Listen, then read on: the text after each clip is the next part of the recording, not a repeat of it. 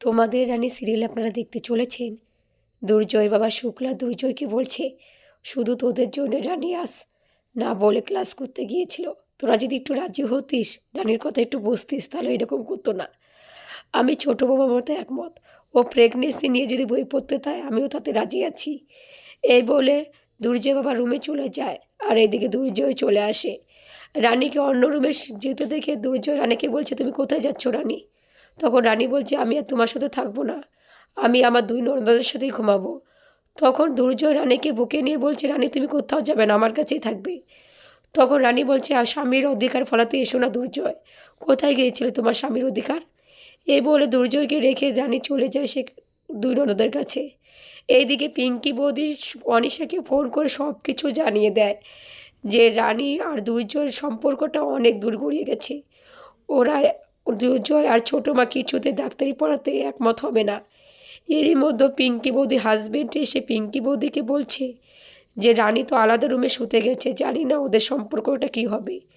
এই ভেবে পিঙ্কি বৌদি আর অনেক খুশি হয়ে যায়, বলছে এরা কবে যে ডিভোর্স হবে এই আশায় তো আমি আছি।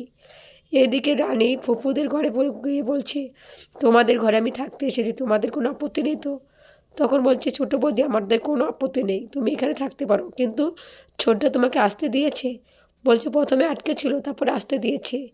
এদিকে দুর্জয় কিছু রানীকে ছাড়া কিছুতেই ঘুমোতে পারছিল না, তাই দুর্জয় রানীকে দেখতে চলে যায়।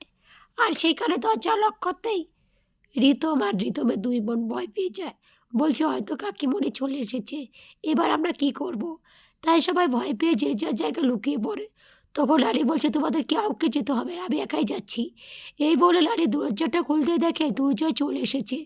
তখন রিতম বলছে, ঠিক আছে আমি এখান থেকে চলে যাই। তখন দুর্জয় রিতমকে বলছে, কী রে তুই চলে যাচ্ছিস কেন? বলছে এই ঘরে লাইট জ্বলা ছিল তাই আমি এসেছি, এখন একটু গল্প করে শেষ, তাই আমি চলে যাচ্ছি। এদিকে দুর্জয় রানীকে বলছে, রানী চলো ঘরে, চলো তোমার সঙ্গে আবার কথা আছে। তখন রানী বলছে, তোমার সঙ্গে আবার কোনো কথা নেই, আমি ওদের সঙ্গে আজকে থাকবো, তোমার সঙ্গে আমি আর থাকবো না। তখন দুর্জয় রানীকে জোর করে নিজের রুমে নিয়ে যায়। তখন রানী বলছে, আমার ডাক্তারি পড়াটা কেউ পছন্দ করে না, কেউ আটকানোর জন্য এত চেষ্টা করেছে, আমি এগুলো প্রমাণ করেই ছাড়বো। তাহলে আপনাদের কি মনে হয়, রানী কি পারবে দোষীদের শাস্তি দিতে?